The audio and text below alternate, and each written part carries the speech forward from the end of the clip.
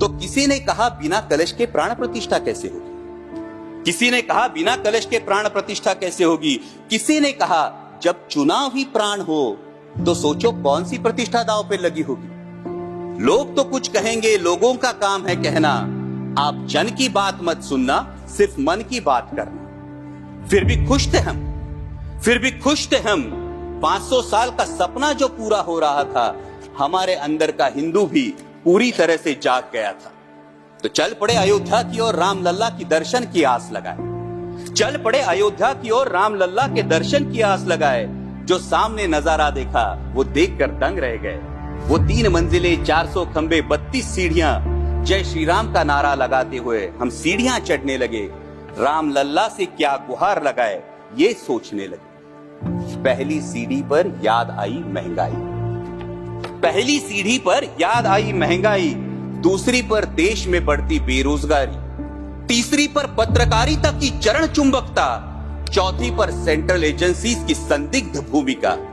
हर सीढ़ी पर कुछ न कुछ याद आ रहा था, हर सीढ़ी पर कुछ न कुछ याद आ रहा था। कहीं 15 लाख का जुमला, कहीं किसानों का आक्रोश था, कहीं महिला कुश्तीगिरों की वेदना थी, कहीं सालाना 2 करोड़ रोजगारों का वादा था, कहीं बढ़ती सांप्रदायिकता थी, तो कहीं चुनिंदा पूंजीपतियों पर मेहरबान हमारी सरकार का चेहरा था। इस वास्तविकता ने झंझोड़ने के बाद, इस वास्तविकता ने झंझोड़ने के बाद भी हम अंधभक्तों की तरह चलते गए। होश तो तब संभाला जब राम लल्ला के दर्शन हुए। हमें नतमस्तक देख राम लल्ला मुस्कुराते हुए बोले, हमें नतमस्तक देख राम लल्ला मुस्कुराते हुए बोले, मैं कल भी था, आज भी हूं, कल भी रहूंगा। जितना इस मंदिर में हूं उतना ही तुम्हारे मन में रहूंगा। लेकिन याद रखना हमेशा, लेकिन याद रखना हमेशा, मैंने त्रेता युग में रामराज जलाया था, तुम कलयुग में जीते हो जहां संविधान ने गणराज जलाया है। धर्म समाज का किनारा जरूर है, धर्म समाज का किनारा जरूर है, लेकिन देश एक बहती धारा है।